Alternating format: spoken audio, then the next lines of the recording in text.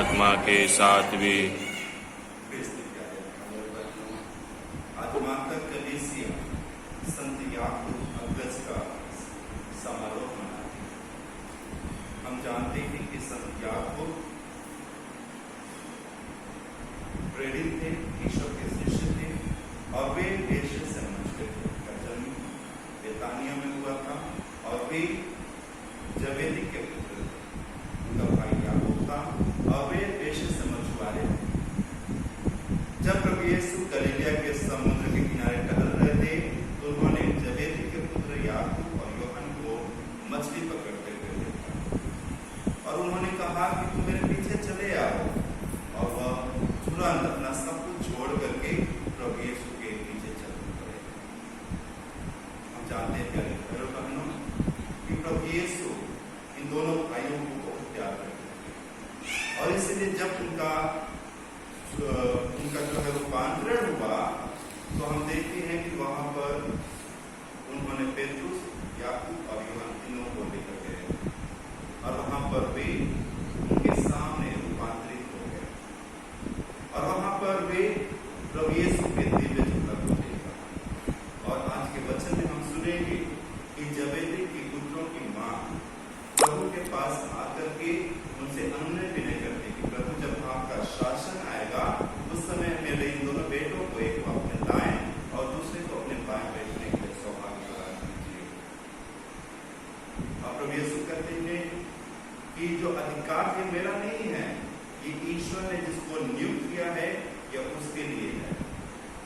और प्रभु यीशु कहते हैं क्या तुम जो प्याला में पीने वाला हो पी सकते हो? और वो बड़ी धैर्यता से कहते हैं हाँ प्रभु मैं पी सकता।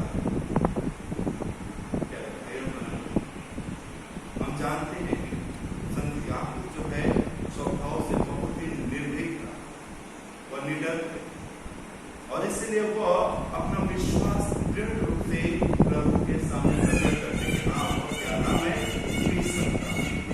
और उनकी बातों को समझते हुए प्रभु यीशु कहते ठीक है तुम पी सकोगे, लेकिन तुम मेरे दाएं और बाएं बैठने के लिए जिसे पिता ईश्वर ने नियुक्त किया है वही बैठेंगे। भाई और बहनों, हम सभी अपने जीवन में संशोधित रहते हैं। हमेशा हम अपने जीवन में डरते हैं कि क्या होगा और इसलिए हम अपने जीवन में अनेक प्रकार के कार्य करते हैं।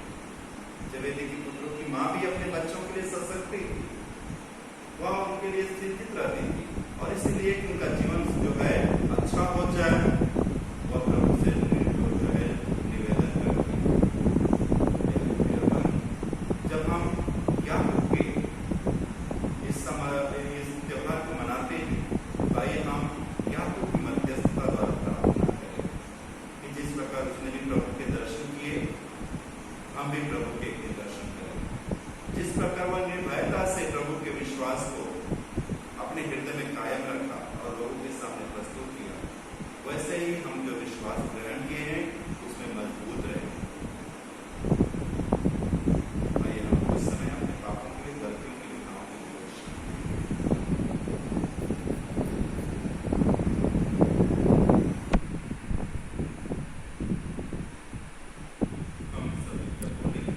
हे भाइयों बहनों, मैं सर्वशक्तिमान पिता परमेश्वर और आप लोगों के सामने स्वीकार करता हूँ कि मैंने मन वचन कर्म से और अपना कर्तव्य पूरा न करने से बार बार पाप किया है। मैं अपना दोष स्वीकार करता हूँ।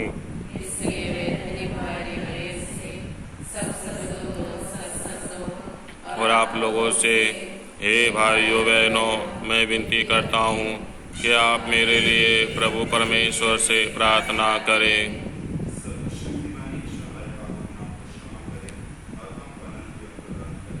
आमीन। हे प्रभु दया कर, हे कृष्ण दया कर, हे प्रभु दया कर।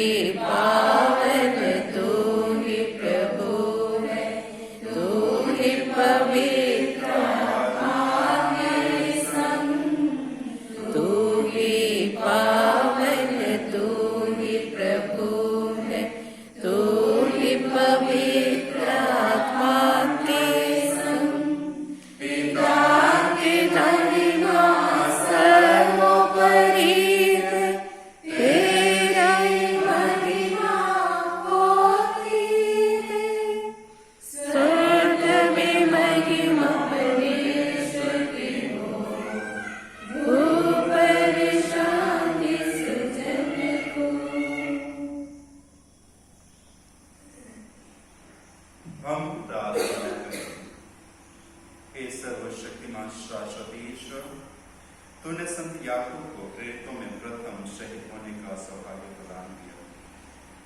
तुझसे हमारा निवेदन है कि इनकी शहादत से तेरी कलीसिया सबल बने और इनके संरक्षण में सदा फले फूले।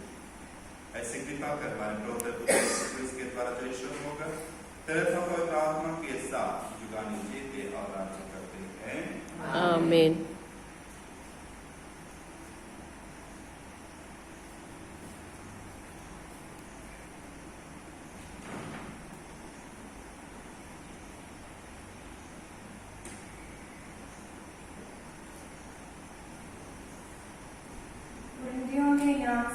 पौलुस का दूसरा पत्र। वह अमूल्य नीति हम मिट्टी के पात्रों में लिखी रहती है, जिससे यह स्पष्ट हो जाए कि वह अलौकिक सामर्थ्य हमारा अपना नहीं बल्कि ईश्वर का है।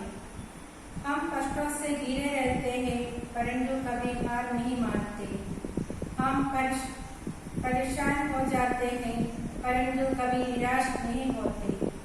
हम पर अत्याचार किया जाता है, परंतु हम अपने को परिचित नहीं पाते। हमको पछाड़ दिया जाता है, परंतु हम नष्ट नहीं हो जाते। हम हर समय अपने शरीर में यीशु के दुर्भोग तथा मृत्यु का अनुभव करते हैं, जिससे यीशु का जीवन भी हमारा शरीर में प्रत्यक्ष हो जाए। जीते जी हमें यीशु के कारण निरंतर मृत्यु का सामना करना पड़ता है, जिससे यीशु का जीवन भी हमारे नश्वर शरीर में प्रत्यक्ष हो जाए। इस प्रकार हमें मृत्यु क्रियाशील है और आप लोगों में जीवन। धर्मग्रंथ कहता है, मैंने विश्वास किया और इसलिए मैं बोला। हम विश्वास के उसी मनोभाव से प्रेरित हैं।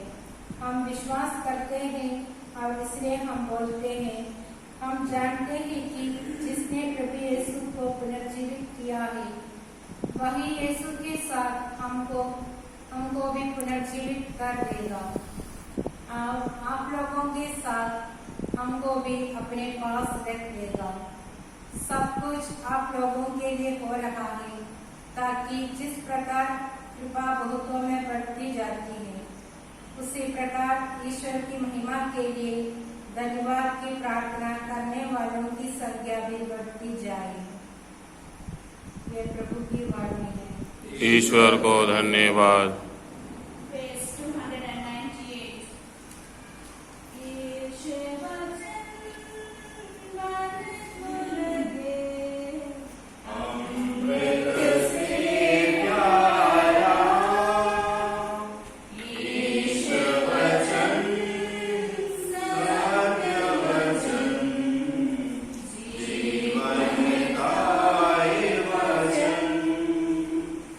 ईश्वर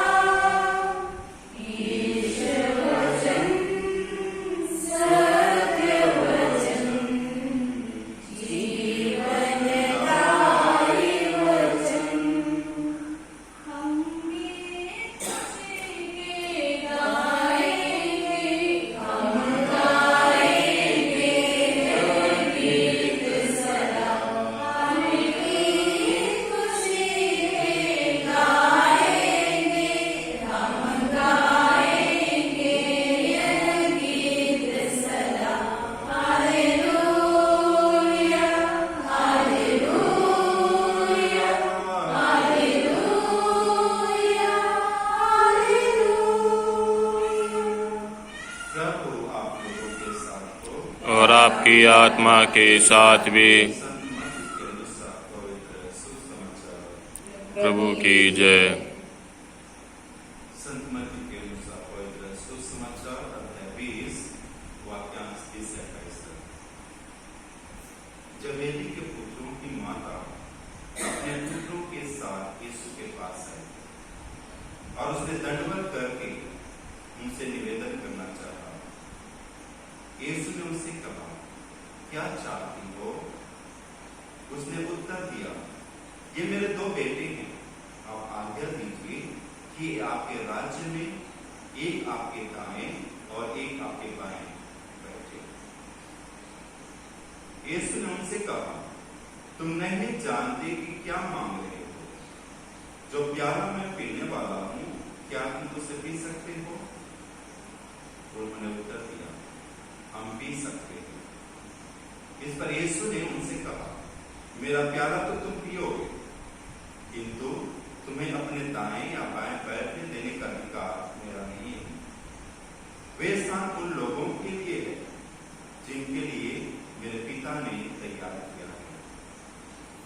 जब 10 प्रेरितों को यह बात मालूम हुआ तो वे दोनों भाइयों पर क्रोध हो गए। यीशु ने अपने शिष्यों को अपने पास बुलाकर कहा, तुम जानते हो कि संसार के अधिपति प्रजा पर शासन करते हैं और सत्ताधारी लोग उन पर अधिकार जताते हैं। तुम्हें ऐसी बात नहीं होगी। जो तुम लोगों में बड़ा होना चाहता है वह तुम्हारा सेवक करे। जो तुम लोगों में प्रधान होना चाहता है वह तुम्हारा दास करे। क्योंकि मानव पुत्र भी अपनी सेवा कराने नहीं बल्कि सेवा करने तथा बहुतों के उद्धार के लिए अपने प्राण देने आया है। तब यीशु का पवित्र सुसमाचार है। क्रिस्त की जय।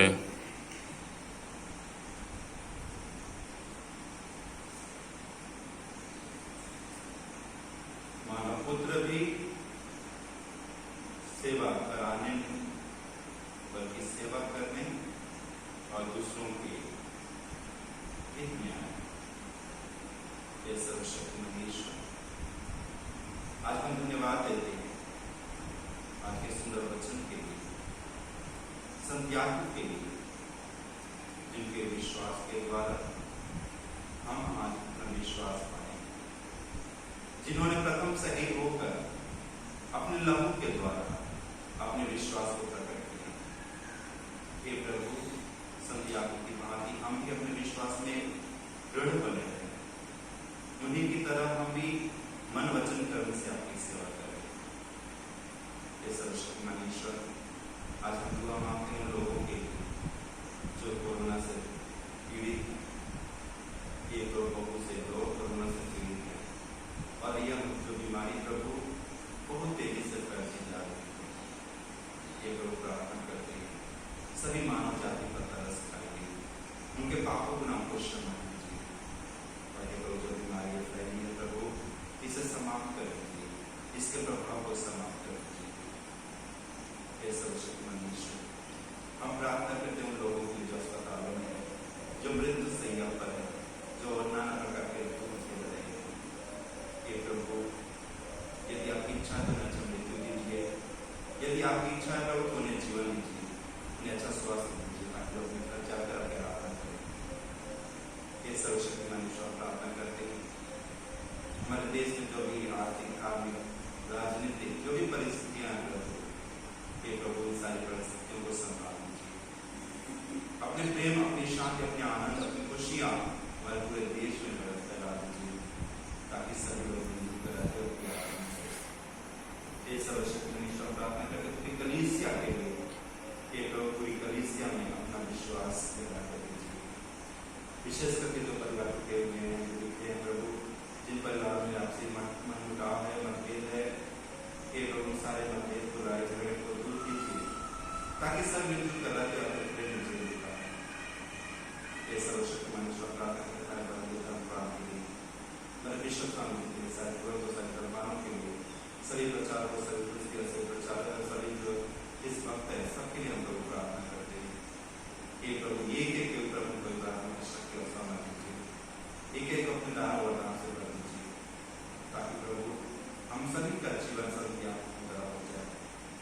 हम भी सेवा कराने में एक दूसरों की सेवा के लिए अपने आप को समर्पित कर पाए।